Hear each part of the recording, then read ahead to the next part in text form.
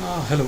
So today we'll look at a paper from International Mathematical Olympiad IMO from 1995. So this exam was held in Canada, and the way these exams are, there are six problems, and you have 9 hours to solve them. So this kind of exams, they're held over 2 days. On day one, you have to solve three problems, and you have 4.5 hours for that. And on another day you solve another three problems, and you have another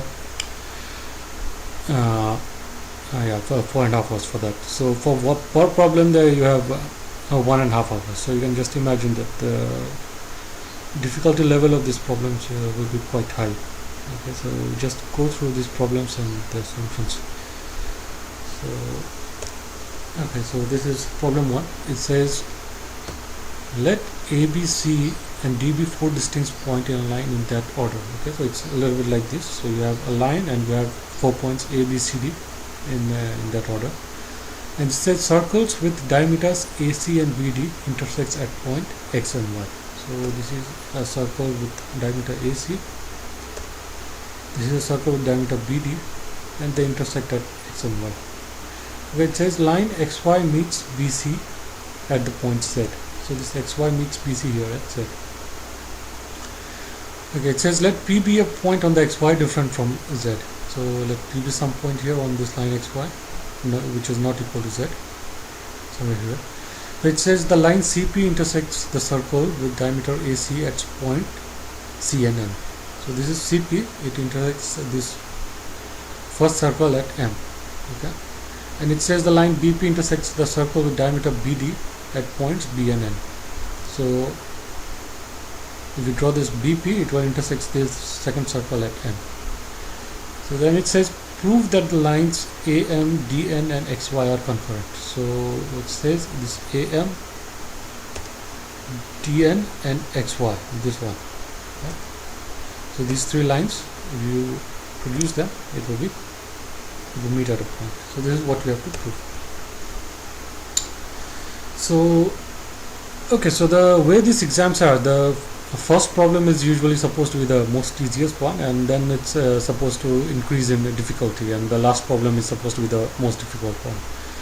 So this is the first problem, and we can solve it quite easily actually. So let's just go through.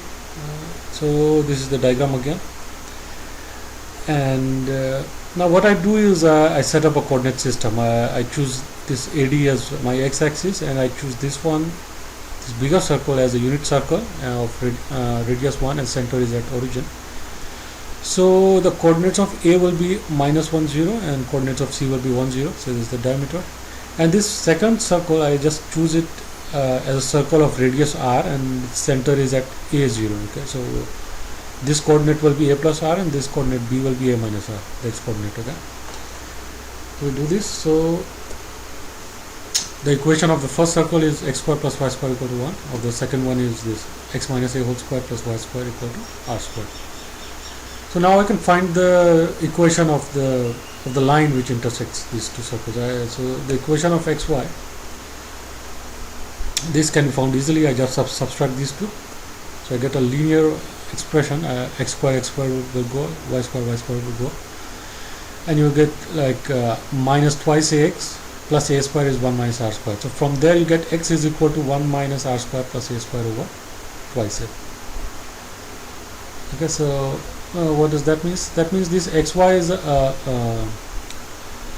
a vertical line. It's a line with which is parallel to the y-axis, and we can write it as x is equal to x naught. So the x coordinate is a constant which is equal to x naught, and the value of x naught is this. So the equation of xy is x equal to x naught. Okay. So now let's take a point P, whose coordinate x coordinate will be x naught, of course, and y coordinate will be y naught, and y naught is not 0. Okay. So now I know, like I have this line CP which meets this bigger circle at M. So I know the slope of this line. I know the points by which it passes through x0, y0, and it passes through 1 0. So the slope of this line CM is what? Y0 minus 0 by x0 minus 1. It's this. So the slope of this other line, this one, will be minus 1 over cm. And why is that? Because this is like a semicircle, so this angle will be a right angle.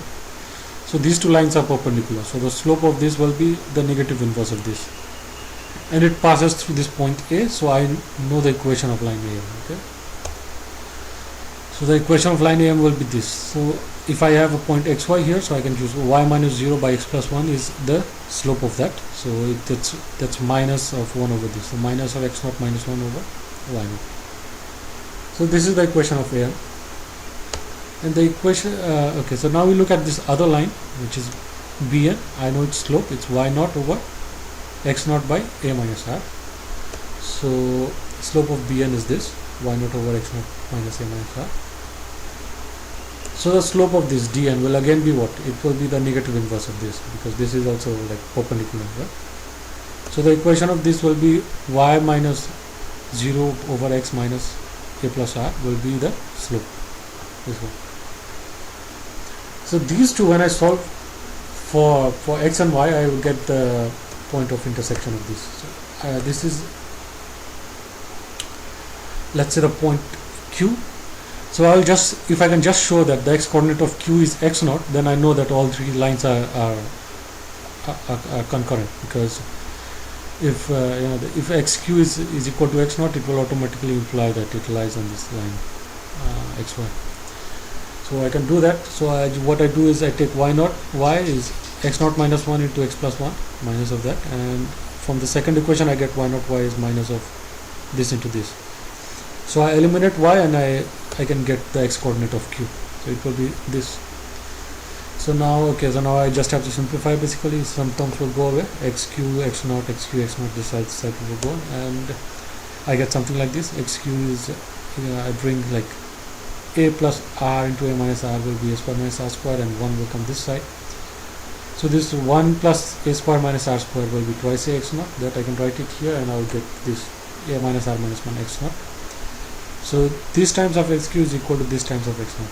And also we note that a minus r cannot be 1, because otherwise this b and c will coincide. So this is not the case. So these two terms are not 0, so xq is equal to x naught. So that means the x coordinate of q is x naught, so that also means that it lies on this line x equal to x naught. So this line xy and these other two lines, they meet at a point. Okay, so q lies on xy, so that's what we have to show. So this was quite easy. Okay, so now next problem. It says let a, b and c be positive real numbers such that the product abc equal to 1. So show that this inequality holds. 1 over a cubed into b plus c plus 1 over b cubed into c plus a plus 1 over c cubed into a plus b is greater than or equal to 3 by 2. So this is tricky, but it's short. So if you, one way to solve is using this Cauchy-Schwarz inequality. Okay, so probably you already know this. I mean, at this level of exams, these kind of inequalities are quite standard. So if you can apply this equation cleverly, you can just solve it very quickly. So what I want to do is I want to kind of eliminate this b plus e, c plus a plus b terms. So then after that I can get it quickly. So what I do is, like, I choose x1 square to be a into b plus c and y1 square to be this. So once I take a product, I'll get like 1 over a. Okay, so I get a into b plus c plus b into c plus a plus c into a plus b, and into this second term, this is y1 square, this is y2 square, this is y3 square, and this one is x1 square. So and I do x1 y1, so it will be like x1 square y1 square will be 1 by a square, so x1 y1 will be 1 by a, and here I can just kind of replace 1 by 1 over a I can write as bc, because the product is 1. So I write here bc plus ca plus ab, and here I get twice of ab plus bc plus ca. So now I have one factor goes away, and I get 1 by 2 here, and I get ab plus bc plus ca, and now I apply amgm inequality. So I get, this is divide by 3 will be equal to the geometric mean. So I get 3 times of the geometric mean of this, a square, b square, c square, and 1/3 of that. So this is 1, so this is 3 by 2. So I have shown that this is greater than equal to 3 by 2. So I have seen other proofs for this, but they are kind of on similar lines. And this one is, I think this is the shortest one. So, okay, so now let's go to the next problem. So this one is somewhat lengthy. So it says, determine all integers n greater than 3 for which there exist points, n points from a1 to an in the plane, and real numbers r1 to rn satisfying the following two conditions. So no 3 points from a1 to an lie on a line. So no 3 points are collinear. And it says for each triple ijk, the triangle AIAJAK has an area equal to Ri plus Rj plus Rk. Okay, so if you take a triangle AIAJAK, the area will be Ri plus Rj plus Rk. So with each AI you kind of associate one Ri, okay, which relates it with the area. So you have to find out for which n does the solution exist. So for n equal to 4, if you just try to see, it's quite obvious. For n equal to 4, you can just choose a unit square, a1, a2, a3, a4. Sorry, this one should be a3. And you can choose each Ri to be 1 over 6. So the area of each triangle will be like, it will be half. Yeah, so it will be like 1, and then you can say 1 6 plus 1 6 plus 1 6. That will be half. So n equal to 4 is clear, but if you once you start going for n equal to 5, you will run into some problems. It will be a little bit difficult. Actually, for n equal to 5, the solution does not exist, and to show this, you have to notice some results. Okay. So one thing that you have to notice is that for n equal to 5, all the Ri's have to be distinct. Okay. So why is that? So for example, let's assume that R4 equal to R5, for example. Okay, then what happens then if two of these are equal? So I have area of these triangles has to be equal. A1, A2, A4 will be equal to A1, A2, A5. A1, A3, A4 will be A1, A3, A5, and the area of A2, A3, A4 will be area of A2, A3, A4. So this is clear. So now let's try to figure out what kind of configuration can these 5 points have. Okay, so we can assume 3 points to be like this, A1, A2, A4, and where can now A3 and A5 be? Okay, so from the first one, A2, A4, A1, A2, A4 and A1, A2, A5, they have equal areas. So what can be the position of A5? So A5 can be on this line which is parallel to this, it can lie on this, or it can lie on the other side at a equal distance. So these two possibilities exist. So for each of these, what can be the position of A3? Okay, so first of all, A1, A3, A4 and A1, A3, A5 are equal. So A3 can lie on this, but which is this, that is not allowed. So in this case, you can have A1, A3, A4 and A1, A3, A5 as equal areas. But then these 3 points are collinear, so that cannot be. So what is the only other option? So second option is that A3 can be on this line which divides A4 and A5. So then it will be like a equal distance from this line. So if A3 is on this point, this line anywhere, then again you can have the area of A1, A3, A4 and A1, A3, A5 equal. So, but also we have this other one, A2, A3, A4 is A2, A3, A5. So using same argument, I can say that A3 should also lie on this line which bisects A4 and A5.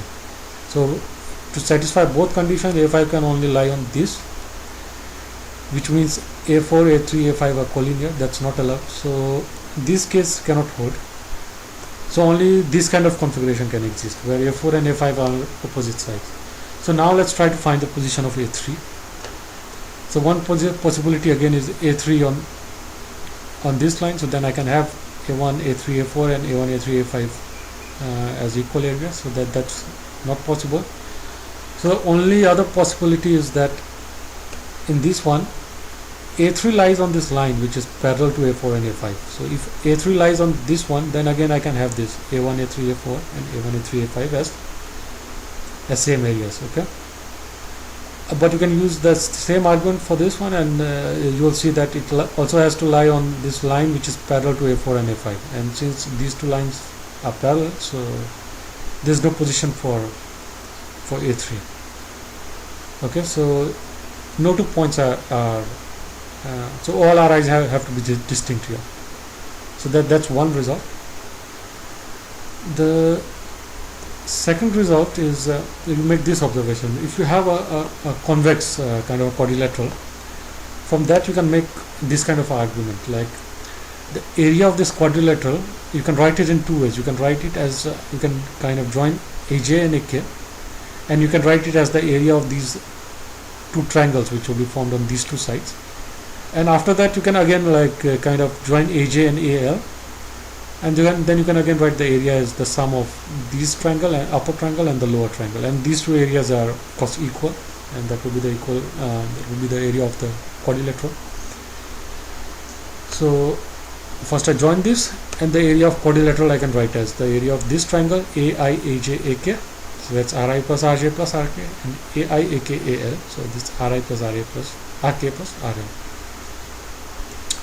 And I can join these two. I can again write the area as AJ AI plus AJ plus AL plus AK plus AJ plus Rk plus Rj plus Rl. So this triangle here.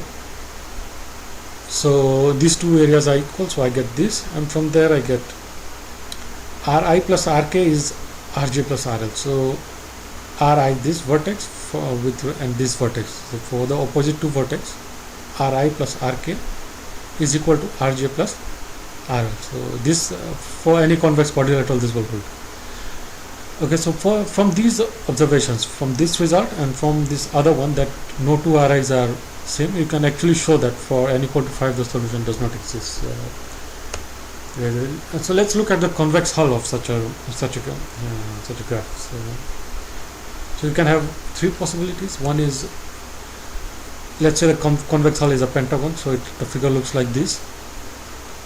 So in this case I can join like two lines, let's say A1 and A4, and I look at this convex quadrilateral. So I will have it R2 plus R4 is equal to R1 plus R5. Okay, so I will have this.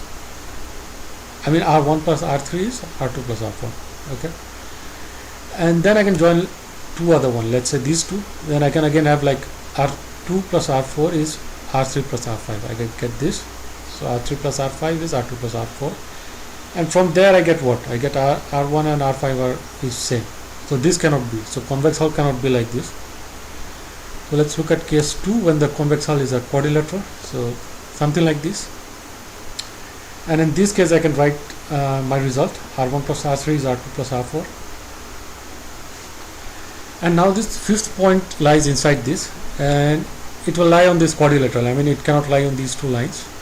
So it will be in one of these quadrilaterals. One of these what do you call the quadrants? Yeah. So let's say it's on this quadrant. So let's say A5 is here. So then I can join A5 and A2 and A5 and A4, and this is a convex quadrilateral. So now I can again have R5 plus R3 is R2 plus R4. Okay, so I get R3 plus R5 is R2 plus R4. What do I get from here? I get R1 is R5. So here also I get two R's as same. So this also cannot be. So the convex hull must be a triangle. Okay, so only this case exists. So the graph looks like this, and let's say the 2 points are inside these. So A4 and A5 are like this. So in first case what I do is I join this A4 with these three vertices. Okay, and now I can write the area of the bigger triangle is the area of three smaller triangles. Okay, so this is the area of the bigger triangle. We have R1, R2, R4, and then I have R2, R3, R4, and then I have R3, R1, and R4. Okay. So now what I do is I do the same thing with A5. Okay, I join A5 with these three vertices, and I can again write the area of this bigger triangle as these other three small triangles that I got now. So this case I get R1, R2, R5, and R2, R3, R5, and R1, R3, R5. So here I again get R4 equal to R5. So this also does not exist. So that means for n equal to 5, there are no solutions, which also implies for n greater than 5 also there are no solutions, because I mean, if for greater than 5 also it has to contain all these n equal to 5 case. Yeah, so only n equal to 4 is the answer. Only for this the solution exists. Okay, so this was the third problem, and now this is from day 2. Okay, so this is problem number 4, and it's not that difficult. It says find the maximum value of x naught for which there exists a sequence of positive real numbers x naught to x 1995 satisfying these two conditions. So x naught is x 1995, so the first term and the last terms of the sequence are equal, and you have this relation xi minus 1 plus twice of xi minus 1 is twice xi plus 1 over xi for every I between 1 to 1995. Okay, so how do we do this? So first thing is that I try to simplify this. I try to get xi, I get a quadratic expression, and when I solve this I get xi equal to half of xi minus 1 and xi equal to 1 over xi minus 1. Okay, so now what does this mean? So this means that as you move forward in the sequence, you either half it, every time you move one step forward, you either half the previous number or you flip the previous number, you take an inverse. Okay, and you do it in such a way that you end up with the same value where you started. So it's this kind of sequence. So one possible example is this: you do take 1 1 1 1, so every time you flip 1 over 1 1 over 1, you do apply this one all the time, so you get 1 1 1 1 and so this is one sequence. Another one is also not difficult to get.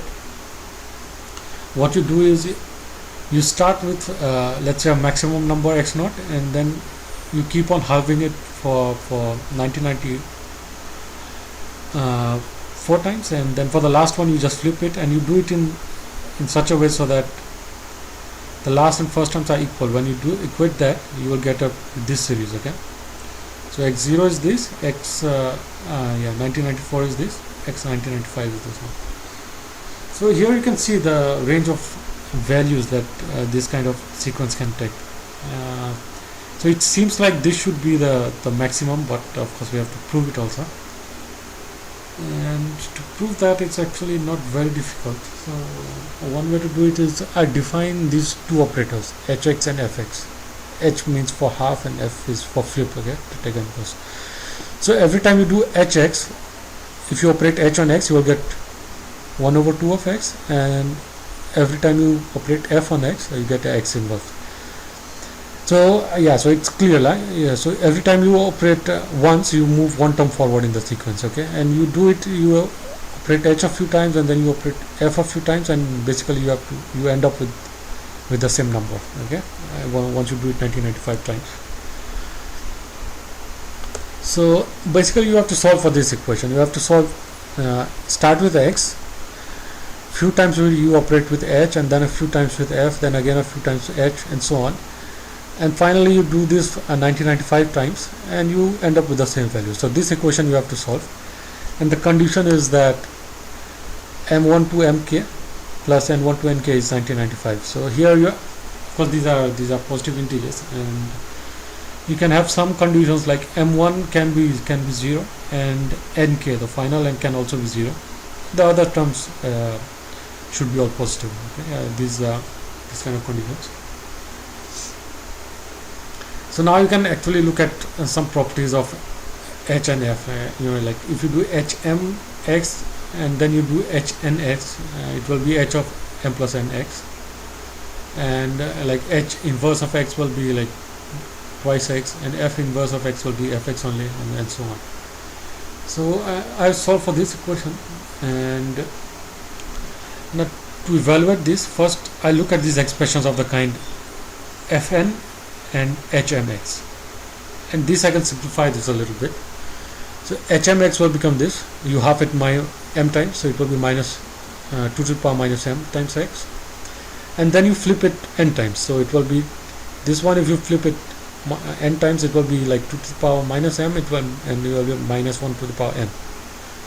So it will be plus 1 or minus 1 depending on whether n is even or odd. And you also have like x raised to the power minus 1 to the power n. You have this, and this you can write as hm of minus 1 to the power n of this value. Okay, this you can check from this one, you will get this. So each times fn and hm, you can actually reduce it to one single operation. Okay, so this you do it here, and this you will get h of m1 and minus 1 to the power n1, and then you will get h of m2 and minus 1 to the power n2, and so on, and you will finally get h of mk and minus 1 to the power nk, and then you can add it. So you will have single h, and you have sum of all these m's and n, m and n, and you have a x will be replaced with this x to the power minus 1, and basically you have flipped it like n1 plus nk times, so it will be like minus 1 raised to the power n1 plus till nk. Okay, so it's this one. Please check that this is clear. So we have to solve for this equation. Okay, so this, if you operate on this one, you will get 2 to the power minus of this into x. So this should be equal to x, and I have to solve for this equation here. So this is what it is. So now we look at this is the equation, and I have this condition here. These positive integers, the sum should be 1985, and I have to look for a maximal solution for this, for where x should be maximum. Okay, so I have two cases. One is if this n1 plus nk, if you take all these sums, if it's even, then you will get like x here and x here, and it will go away, and this should be then 0. Okay, so this one should be 0, and this is actually not possible. And if you want to see this, what you do is you take all these positive m's and you take negative m's on together. Okay, so if these positive m's are like where these powers to the n, they are even. Okay, where these n's are even, this you club it together, and you take the odd ends and you club it together. This is 0, where this term sigma 1 to sigma k is just a rearrangement of this m1 to mk. So it's like these terms only, but you kind of put the positive terms together and you put the negative terms together. Okay, so this is 0, so I can bring this one to the other side, and what I do is I add this term here, this sum, to both sides. So I get sigma 1 plus sigma k is twice of this. Okay, and this term here, sigma 1 to sigma k, the sum will be equal to this sum, because it's the same terms. Yeah. So from what I get is like m1 to mk, the sum is even, but this is not possible because this is even, this is odd, so this has to be odd. So this case is not possible. So n1 plus nk, the sum cannot be even. So we look at this second case. So this is my equation. I look at this case when this is odd. So here I get 1 over x, and then I get x square is this. Okay, and I look for a maximal solution. And for that I can choose, like n is odd, so I just choose the smallest one. I choose n1 equal to 1, remaining I can just choose it to be 0, and then I choose m1 to be 1994, and others I can choose it to be 0, and then I get k equal to 1. So this will give me maximal solution. So I get x square is 2 to the power 1994. Yeah. So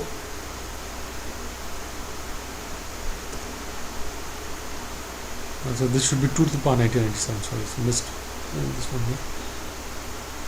So I have m1 is 1994, and you have 2 to the power 1997. So you do m1 1994 times. That means you keep on halving it 1994 times. You will reach here, and then the last time you flip it, you apply this n operator, the flip operator, and you get the same value. So this is the answer here. So it's the same sequence that we got before. So here there is printing error here. So it should be 2 to the power 1997. Okay, this is problem 5. So it says, let ABCDEF be a convex hexagon with AB equal BC equal CD. So I have something like this, and DE equal EF equal FA. So I have AB equal BC equal CD and DE equal EF equal FA, and this angle BCD and EFA is 60. So this angle is 60 and this angle is 60. Let G and H be 2 points in the interior of the hexagon such that AGB and DHE is 120 degrees. So G and H are 2 points here, and these two angles are 120 degrees. So here, I mean, you have to kind of notice the symmetry of this problem. So okay, here it looks like if you join that, you will get a equilateral triangle here. Here also, if you join this, you will get an equilateral triangle here. And if you just complete the symmetry completely, so you join these and you also make a equilateral triangle on this side, you get something like this, and do the same on the other side. Okay, join these and complete the equilateral triangle here. So now this figure is completely symmetric about this line BE. Okay, so now you have to show this inequality AG plus GB plus GH plus DH plus HE is greater than or equal to CF. So here you have to kind of relate these two vertices with the line. I mean, it's not immediately obvious, but what you should notice is that this forms a cyclic quadrilateral because this is 120 degrees, this is 60 degrees. Okay, so this quadrilateral BGAC prime is cyclic. So here you can apply this, what is called the Ptolemy's theorem. So if you assume that each side has length A, so BC prime equal C prime A equal AB equal A, and you apply Ptolemy's theorem here, so which relates the sides of this cyclic quadrilateral with the diagonals. Okay, and if you want to see the proof, you can just check out this other video for IMO 1988, the problem number 4 for that. Here I give one proof for this Ptolemy's theorem. I mean, at this level you can just state this theorem. I mean, these kind of theorems are quite standard for IMO 11. I don't have to kind of give a proof. So I just apply it directly. So I get AG into this BC prime, this is A, plus this other sum of the other diagonals. So this BG into C prime A, so it's like GB into A, will be equal to the product of two diagonals. So it's C prime G into AB. Yeah, so that's A again. So all the A will go and you get AG plus GB equal to C prime G. It's this one. So sum of these two lengths is equal to the length of this diagonal, and you can do the similar thing on the other side. You get DH plus HE is equal to this diagonals. Now you look at this inequality AG plus GB plus GH plus DH plus HE. So this will be equal to C prime G plus H prime dash F plus HF prime plus GH. So which clearly is greater than this line, okay, C prime F. So this is a straight line and this is like a line with some bends. So length of this has to be greater than or equal to. I mean, it will be equal if G and H lie on this line. Okay, so you can write this inequality here. This will be greater than or equal to C prime F prime. And by symmetry, this C prime F prime is equal to CF. Okay, because this figure is symmetric, so this is equal to that, and you prove this inequality. So once you notice the symmetry, it becomes quite easy actually. Okay, so now this is the last problem, and this one is supposed to be the most difficult one. So it says let P be an odd prime number. So find the number of subsets of A of the set this 1, 2 till 2P such that A has exactly P elements and the sum of all the elements in A is divisible by P. Okay.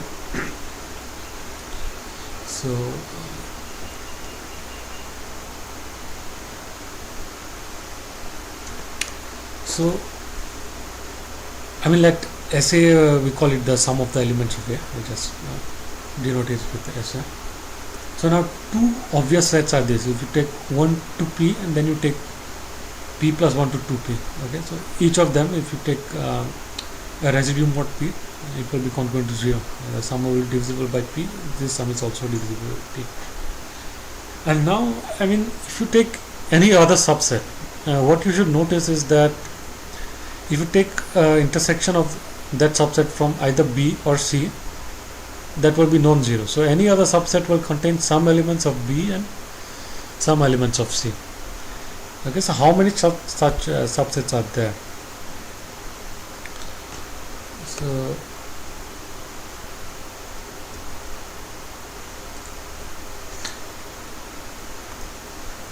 total number of other subsets is what you choose k elements from these, and you choose p minus k elements from these, and then you k can go from 1 to p minus 1. So this is the number of possible subsets apart from these two, and this is equal to 2p by p minus 2. This is also clear. So the number of ways to choose a p element subset from this is 2p choose p, okay, is this, and you eliminate these two, so it will be 2p choose p minus 2. So this sum is equal to that. So now the question is, for how many of these subsets the sum of elements is divisible by p? So the sum of elements is congruent mod p. So this is what we have to figure out. Okay? So this is actually not very difficult. This is the question. So take any k element subset from this set B. Okay, you take any k element subset, and what you do is you add 1 to all the elements, and you then reduce it to mod p. I mean, so if you have taken p here, so it will be p plus 1. So if you reduce it mod p, you will get 1 again. So you kind of translate within this set. Okay. So add 1 and call it bk1, and similarly you do this p minus 1 times. Okay, so finally you will get b1 plus p minus 1 and till bk plus p minus 1, and they are reduced mod p. So if I add 1 again, you will get back bk. Okay, so from this p subset, what you notice is that no two subsets have their sums equal. Okay, so this cannot be, and this is easy to see. So you take any two subsets, equate their sums, you will get a contradiction. Okay, so this is one observation. The second observation is that if you take a sum of elements, they form a complete residue mod p. Okay, and this is possible only because p is a prime. So that's where you need this prime issue. Okay, so if p is not prime, then this will not work. So this is also easy to see. So what does this means now? So this means that from these p subsets, exactly one of the subset is divisible by p. Exactly one of them gives a remainder 1 mod p. I mean the sum of elements, and so on. So for every r between 0 to p minus 1, there is a such set here such that the sum of elements of set is congruent to r mod p. Okay, and now you can kind of define a equivalence class and go on. And this what I have put for this set B is also valid for set C. So you should notice that this set C is congruent to set B mod P. So if you take any P minus K element subset from C, it will have the same property what we proved here. Okay, so now we can count it actually. So you have to see how many of them is congruent to 0 mod P. So you take K element subset from B, so and you define this some kind of equivalence class, and you see that exactly 1 by P minus P of them will be divisible by P, exactly 1 by P of them will have a remainder 1 mod P, and exactly 1 by P will have a remainder 2 mod P, and so on. So for every R between 0 to P minus 1, this many subsets 1 by P, P choose K will have their sum of elements congruent to R mod P. And similarly it applies the same for this other set also. So you choose P minus K element subset from this, so exactly 1 by Pth of them will have their sum of elements congruent to P minus R mod P. So you can choose these two, and the sum of elements overall will be congruent to 0 mod P. Okay, so number of subsets you can have is this into this 1 by P square of this. P choose K and P choose P minus K subsets have sum of elements congruent to 0 mod P. So but is this numbering right? So this is for a particular R, and R itself can take P values. Okay, so R can take P values here from 0 to P minus 1, So the number of subsets, so this is for a particular R. So if R can take P values, so you have to multiply the total number with P, and then you add 2 to that, and so this is the total number of subsets. So it's P times of this plus 2 here. So it's, you will get 1 by P of this. So you can just kind of remove this summation. You can write it in a much simpler form. 2 plus 1 by P times 2P choose P minus 2. So you can see with some basic number theory results, we are able to solve this problem also. So okay, so we solved this IMO paper from 1995, and I hope you enjoyed it. So if you need any guidance preparing for these kind of exams, you can just feel free to contact me. And yeah, okay, so once again, I hope you enjoyed this video, and thanks for watching. I'll see you next time. Bye.